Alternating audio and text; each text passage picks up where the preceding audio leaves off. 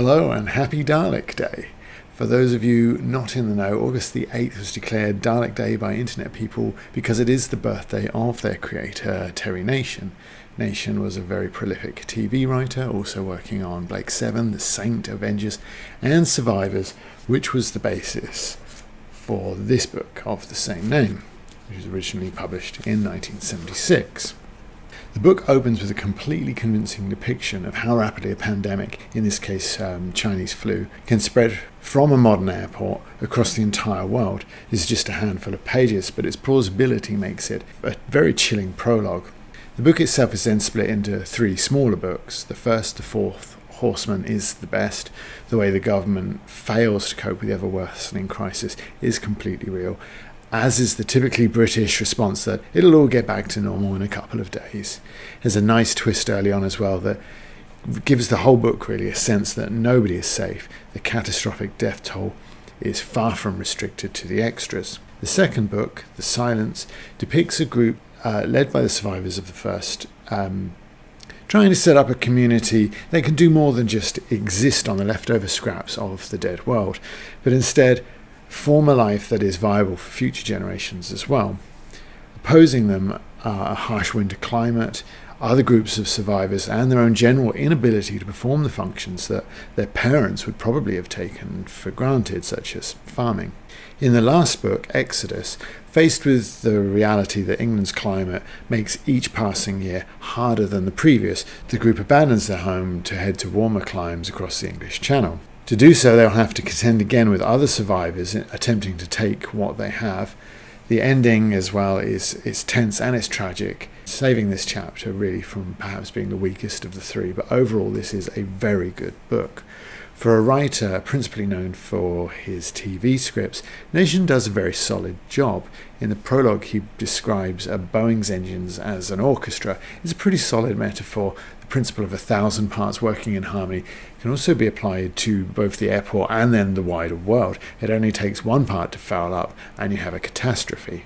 As a couple of characters in the early stages point out, that the old skills are lost. People might know how to farm, but they can't mine and work the metal required to make a scythe or a hoe, or vice versa of course. But with the death toll estimated at all but 1 of every 5,000, those skills are in short supply, and merely surviving eats up the time required to learn them. It really gets you thinking. Certainly the decline of that sort of manual ability is chartable in my own family across generation. Would 1 in 5,000 people in the UK today know how to grow carrots or work metal, or even shape the wood required for the tools you need? Certainly you can't help but feel that in the modern world there would be more self-centered and cruel survivors such as Sarah than there were in the 1970s. The greater themes of this book then are even more relevant than they were in the 1970s. The post-pandemic crisis would hit even harder now than it would then. Nation also shows that in this environment, when mankind desperately needs cooperation, it doesn't always get it.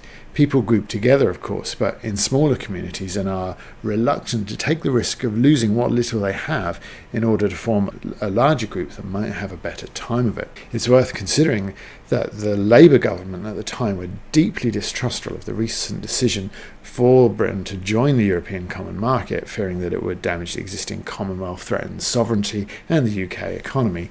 Now, why does that sound so familiar in 2019? It's also striking that the largest group of survivors, led by the power-hungry trade unionist Arthur Wormley, is the greatest and most predatory threat to the smaller groups, including the one where our band of heroes is struggling along. Trade unions had basically brought down the Tory government in 1974 and would do the same to the Labour government a few years after this book was published. So figures like Wormley would probably have had parallels in the real world of the time. It's also interesting then that the group ran by Wormley is depicted mostly as evil, with Wormley set up as a dictatorial figure and his men stealing from others as well as imposing a militaristic rule on the area around it. And part of what makes this all work is the characters.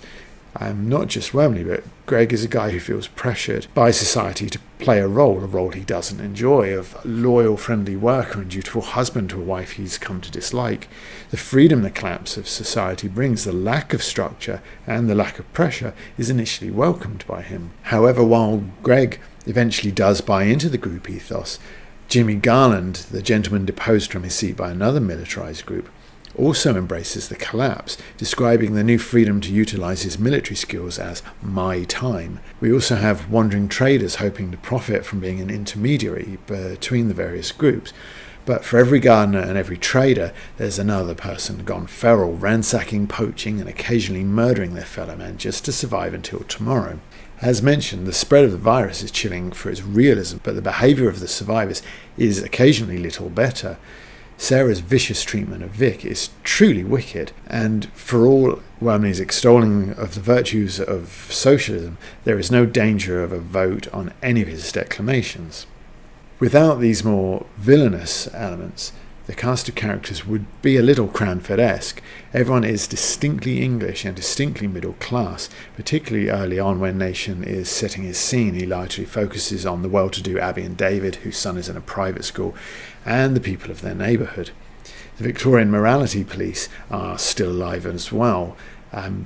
When the more virginal Jenny disapproves of her more sexual roommate Pat and her underwear collection that comes from the whores outfitters on Shaftesbury Avenue, Pat, of course, doesn't survive, despite Jenny's attempts to dress her up as a virgin. Yet Jenny's emotional outlook on the world is literally slapped out of her on page 41 when a friend warns of what's to come. It's a dated scene. Very few people, even writing about the past, would include a scene where a woman is slapped to her senses, if you like. Yet it's also striking, if you'll excuse the wildly inappropriate pun, in modern times when it is so taboo to show this, because it seems to represent the end of morality in the tale. Jenny is lecturing Michael on his past behaviour, and his violence is an indicator of what will be normal going forward. This, plus the lone professor at the school who's simply biding out his time, it all gives survivors a distinct sense that perhaps those that die will be the lucky ones. With a virus, there isn't the survival of the fittest or even the willing. The first book, The Fourth Horseman, is spectacularly dark. Nation here paints a gloomy but vivid picture. The empty villages echo silence, and curtains billow from empty rooms like an escaping spectre. The second book is not as immediately arresting as the first, but it does remain interesting. The perpetual threat of other survivors and the seemingly malign influence of the environment contribute to an interesting, if not particularly exciting, depiction of life in the aftermath. It is, of course, plausible and often thought-provoking. It's a touch let down by the influx of a handful of characters that, unlike the initial group, are little more than different names to attach to dialogue, and the surviving child, Claire, who arrives on page 129 only to disappear again 50 pages later with scarcely a mention in between. That part isn't particularly well executed, with the grim realities of eking out an existence making her something of an afterthought. But Nation does too little with her to make her going particularly affecting.